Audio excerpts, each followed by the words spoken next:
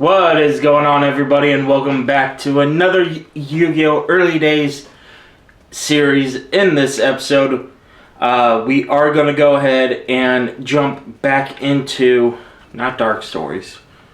Dark Stories, like I said in the first episode, was my very first into this game, and it was not my best experience. Because it was just too weird. The fusions didn't work right, if I'm remembering. We'll jump into it briefly, but I think this is the one where the fusions didn't work. Yeah, this did not remind me of Yu-Gi-Oh! The fusions really didn't work right, and it was just weird to sacrifice and all that stuff. Like I said, Dungeon Dice, I played a lot in Eternal Souls, so we're going to jump back into an Eternal Souls game because we did do Battle City for a while. Last episode against Tea, where we lost twice. That's embarrassing. So the Eternal Duelist Soul. Again, my first game that I put a whole lot of hours into. I will show you the deck because I have changed it up. I have switched it to a 52 card deck, so we are hitting the upper limit of what we can bring, but I added 7-coated fish, barrel dragon, bell of destruction, which turned into ring of destruction later on, black illusion ritual, black pendant, blue eyes, Celtic, change of heart, cyber jar. I brought in elegant egotist. I added in as well giant rat. He helped me a lot in the Battle City. A lot of these you've seen from Battle City. Heavy Storm, I added that in. Juai Gumo, I'm going to try to play with him. He should be fun to play with. Lord of D, Magic Jammer, Magician of Faith. Magician of Faith and Morphing Jar 2. Magician of Faith is to help me search for like a Regeki or the Flute of Summoning Dragon, so I can summon Blue Eyes a lot faster. So that's my plan going into it. Let's go ahead and jump into the campaign. Like I said in the last episode, we beat Joey 1-0. We got to beat each of these guys 5 times to advance to the next section. So let's go ahead and battle Taya for a 3rd time in a row, but first time in Eternal Souls. Let's see how her deck changed from the first iteration to the second iteration where we lost to her twice. We win rock, paper, scissors, so we'll go second. I like to go second. Some people don't. Some people like to go first. But I like to go second just because I can attack immediately and do some damage. Graceful Charity, okay. Card we didn't see from her last episode. Still doesn't set a back row though. I mean, we got swords off the draw, Winged Dragon, Lord of D, Celtic, and Giant Rat. That is. Now, if we can just draw Relinquished, that Black Illusion Ritual helps out a ton. Let's go ahead and summon Giant Rat, and I will enter battle and attack with said Giant Rat on that defense monster. See what it is. It's a vanilla monster, and we battle it to a stalemate. Okay, that's okay. We don't lose the monster. We don't lose any life points, and we're tied.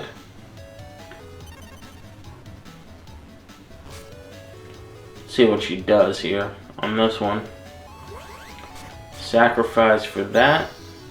Ooh. Cybertech Alligator. That's gonna do.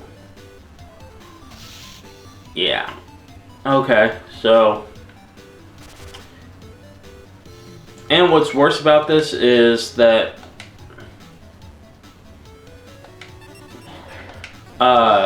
even though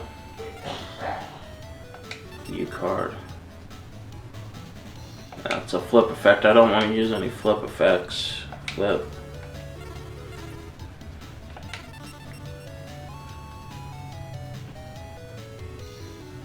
Increase your life points by this.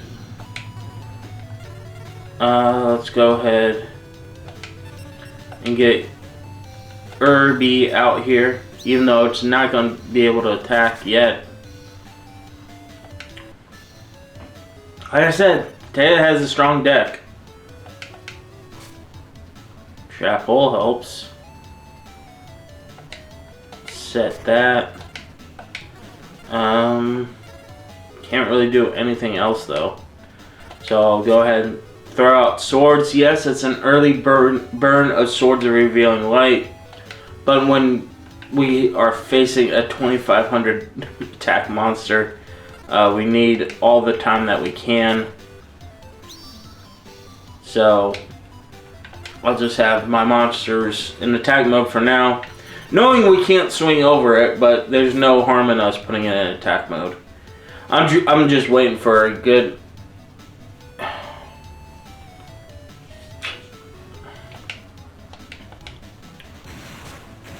Okay, well, she wants to play that way. Monster Reborn.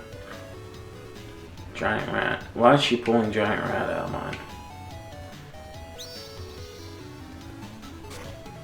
Okay.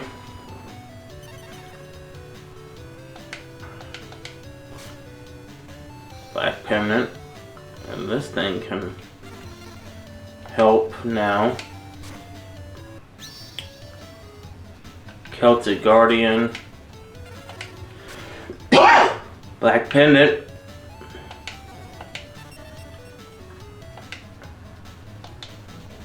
Now we're at 1900. Still doesn't help us a ton, but well, at least able to get some attack points out on her with attacking the Giant Rat.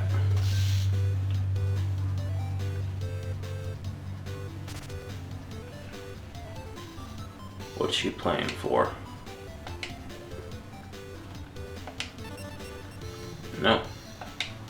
And complete turn. See what she's doing. That's the same turn of swords though, so after this, if I can't draw anything, I gotta switch to defense. Jiraigumo, not bad.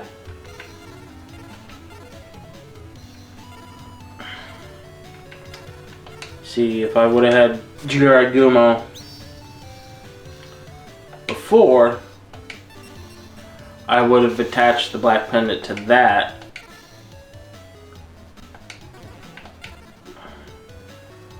See what this does.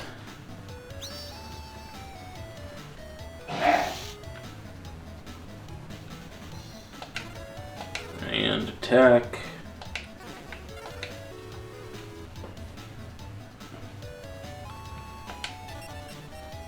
See, heads or tails. It's tails.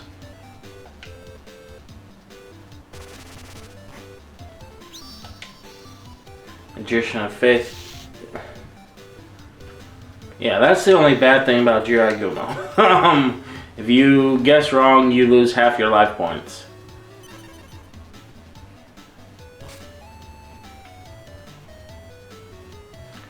Phase 1. Okay, so I still had one more turn of swords. There's swords. Down. Morphing Jar. Set. Set. And switch to defense. In my turn.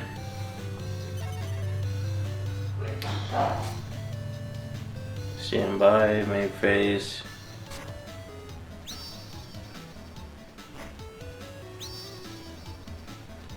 I mean, they don't, she doesn't have anything super powerful, but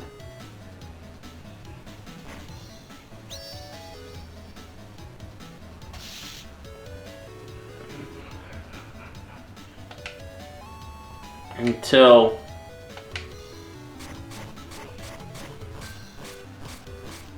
there we go. All right, so that actually helps us out a ton, because now I have my own Regeki Ooh, gonna attack the Celtic Guardian with the Black Pennant and take damage. That's interesting that you would do that.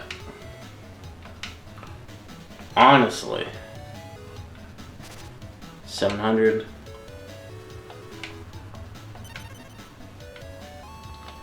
So let me go ahead and draw.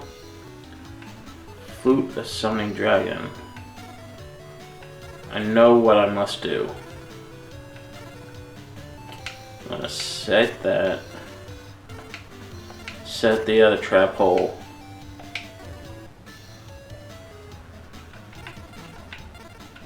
Okay. Then I am going to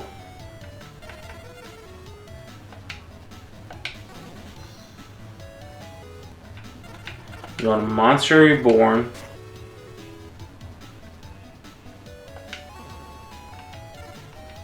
The Lord of D.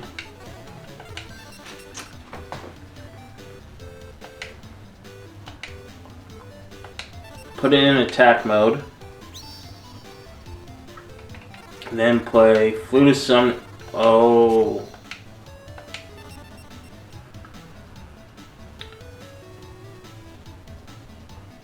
From my hand. Okay, well that changes things a little bit. I'll still Regeki though. Get rid of her monsters. And still be able to summon Mother Grizzly. And Jiaragumo goes into attack mode. And now we can attack.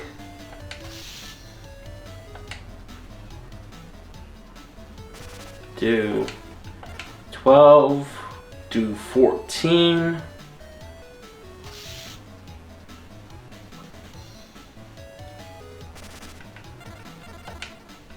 And then attack with Jiaragumo. She's going to take 22. And I lose half my life points.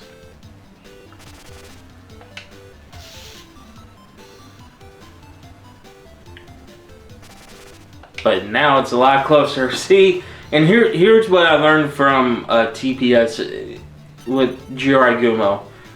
You can't lose if you go... the battle's never over until you have... as long as you have one life point. And yes, I will activate Trap Hole on that. So... oh no, it's not a part of a chain. So, win this battle with her just by drawing. And you know what? I will play Pot of Greed just for fun, just to see what other cards I had. Sonic Bird and Cyber Jar. Okay. Like I said, enter battle phase. And this battle is over with the attack of Jiaragumo. And I don't lose my life points on the third time as well. So Jiaragumo attacks for 22. She had 22. So down goes Taya in that one.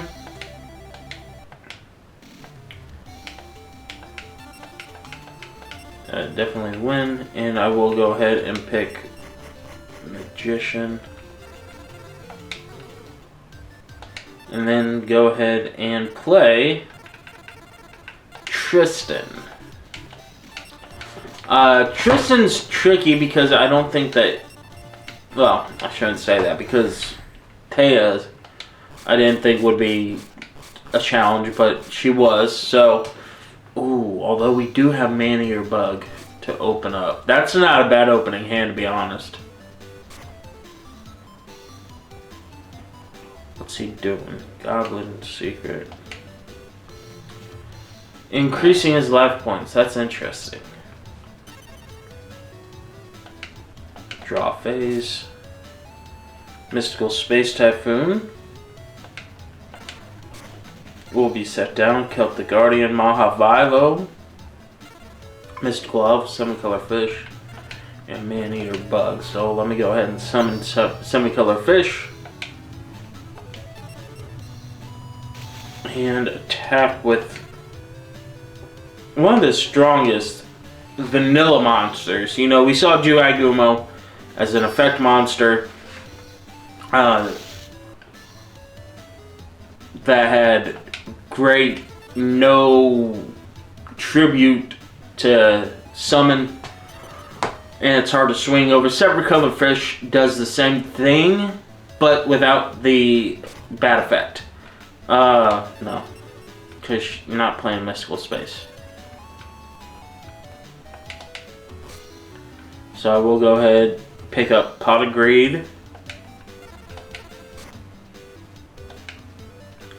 and draw my 2 new cards. No. Sanju of 1,000 Hands. What does this one do again? You may move. Get to the hand. Oh, yeah, that's right. That's why I want that one. That's why I like that card. Mahavilo. Okay, so that doesn't equip. So let's go ahead and summon Mahavilo. And now I got my 2 strongest cards out on the field. And using that to swing over, even though I now know Mahavilo would have swung over it. I mean, it doesn't hurt me too much, and we now have the lead. And again, leads in these types of duels are going to change back and forth. So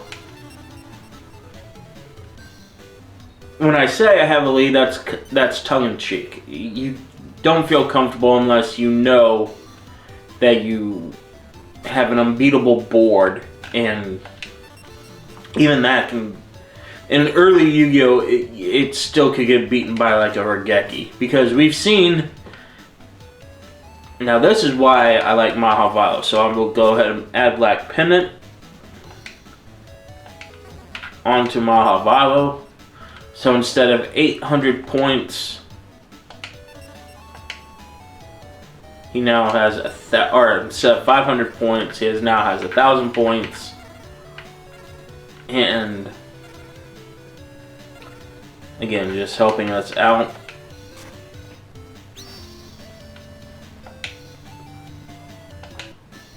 I can now select Relinquished and put him into my hand, and then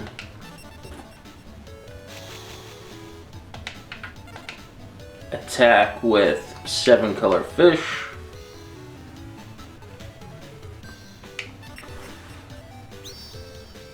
And down goes his little teddy bear.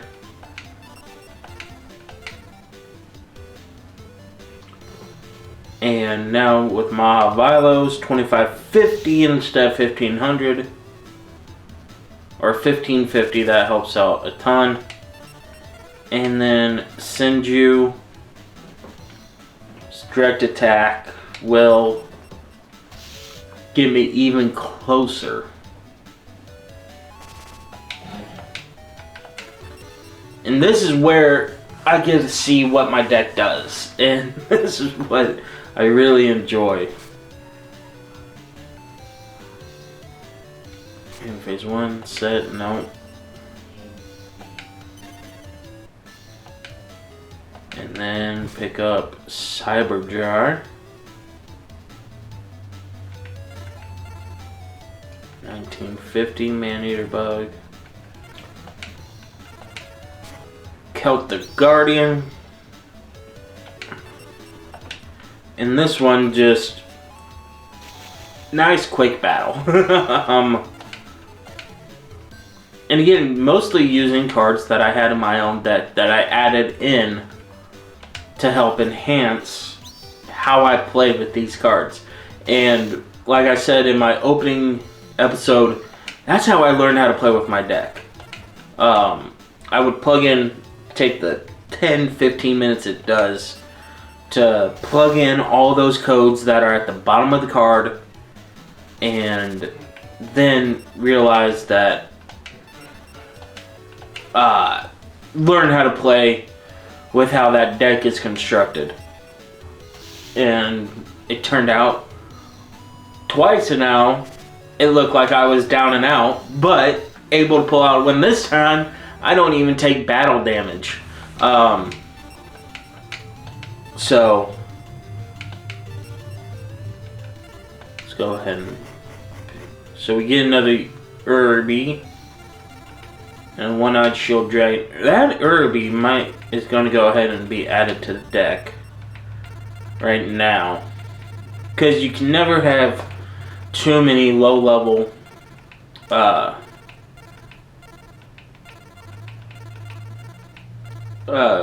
no tribute monsters in this. So now our deck's up to 53. That's going to do it for this episode. I will see you all in the next episode. Peace.